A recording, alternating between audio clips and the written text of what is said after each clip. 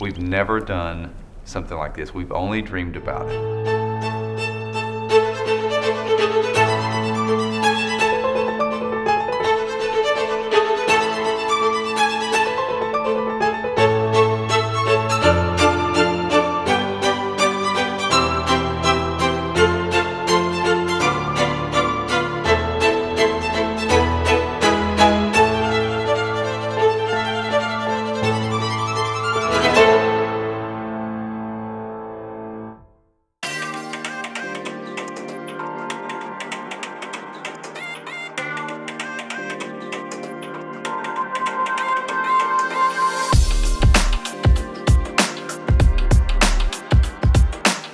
But it has limited fishing experience, so we need all the help we can get. We're gonna I'm trying to be nice. we go work. We work with that all the time. Okay. All the time. No problem whatsoever. We know that you will steer us right.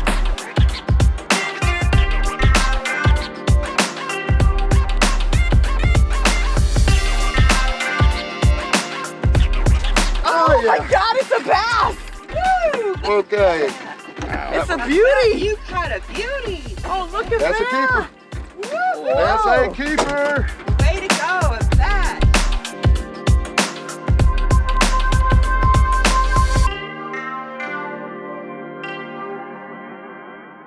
How do you feel about being someone who's going to make the determining factor of somebody winning $100,000?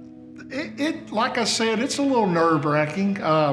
But you know, everything that was presented to us today, you know, a lot of them were striped bass fish that I'd never had prepared that way before. Being a good old Southern country boy, everything we eat fried.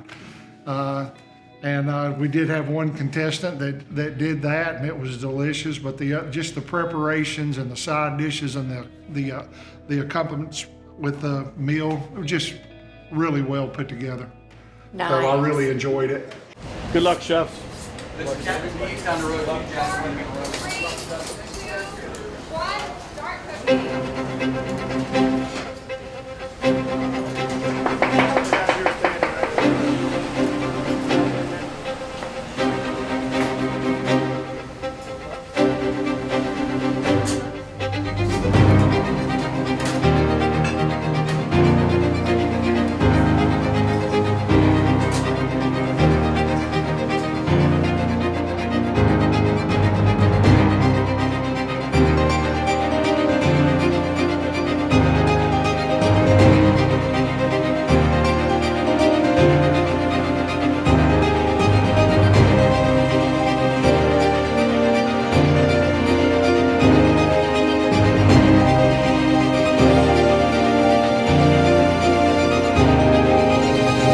So, as I have told you before, this is one of those bittersweet moments.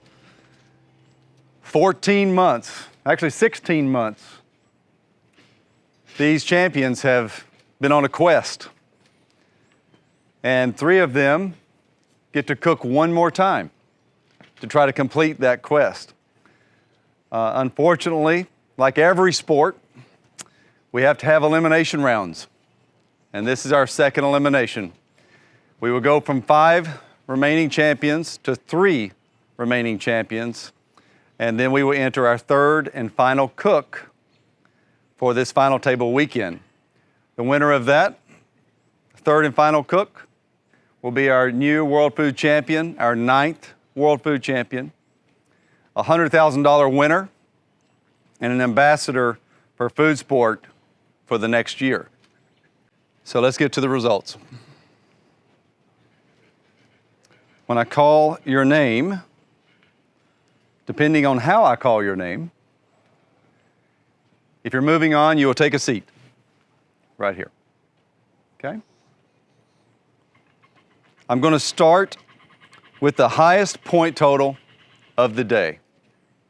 And I think, I'll have to double check this, it might be the highest score of the final table thus far. With a 98.375, moving on into the third challenge, Mr. Jack Mack Murray.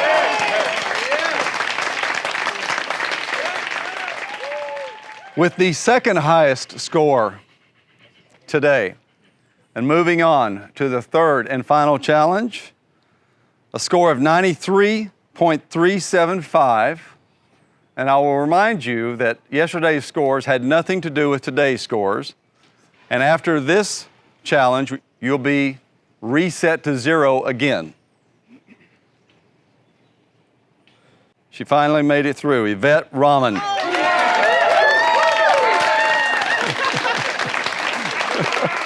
These 3 team members, as we like to say in golf, could be covered with a blanket. Their shots were very, very close. We had a 84.375, an 84.875, and an 86.75. That's how tight it was. According to the judges, with an 86.75, the person who's going to move on to the third and final challenge is the youngest chef champion in our history. Preston, congratulations. Good job. To see if you can go home as our 9th World Food Champion. Good luck to each of you. Mike came here with a game plan, and unfortunately today it didn't work out for you. Why do you think it didn't work out? And because the judges were crazy. I'm not kidding. No, I'm kidding. No, I don't know. I mean, I guess it wasn't good enough. That's fine. I'm okay with that. I mean, Jack Mack's one of my best friends. I mean, we've been friends 20 years. I hope he wins. I'm happy for him. I don't care. I'm the world burger champion. That's fine. So Jack, you made it through from 5 to 3. How are you feeling right now? Just proud again, 32 years of blood, sweat, and tears. What made you choose to do the dish that you did, the way you did it? Just keeping with South Carolina low country cuisine, and then cooking their heritage food correctly. The rice has to be cooked perfect. We cook collards with a nice twang with the smoked bacon, and stuff that hearty, warming food, and then. I've had a lifetime of cooking fish, and you have to cook that, especially in competition, you have to cook it perfectly, and then the sauce, the sauce had to round it up, and then that's what it was discussed, and and then finally we made it happen, and here we are, 4-point lead in first place after the second round. Oh, I tried your dish. I thought it was delicious. Thank you. I'm not a judge, but I thought it was really Thank good. you. But it's quite an accomplishment. It is. Just to make it to this point, the top Yes. 5. And how do you feel going forward? Oh, we will not stop competing. We love to compete. Some days you win, some days you don't. So we enjoy doing it. It's not about if you win or not. It's just about being around people that we love to be around with the same likes, and they're more like family than just competitors. Preston, what do you think about making it through the 5 down to 3? Closest I've had to having a heart attack, I would say, in my life. Man, just having everybody there to support me, and being the last one to be called, so much pressure, but a huge wave of relief. I was breathless when they called it. I didn't really know what to be like, whether to be super excited or whether to be nervous, or yeah, it was absolutely phenomenal, being able to sit next to the other 2 that are going to the top 3. Oh my goodness, I can't believe it. So, all these things going through your mind, because the judges, you can't tell, did they like my dish? Didn't they like my dish? Other people's look so complicated. Maybe mine is too simplistic, but they liked it. Mm-hmm. What do you think went well? I think all the flavors just went really good together. I did a spicy dish, and all the elements were on spicy, salty, and it just worked well together, so. You checked all the boxes. So how are you feeling going forward now, the 3 of you and quail? Well, I'm very happy about the quail because I think that's going to be my best dish, but the other two are so talented, so it's not easy, you know.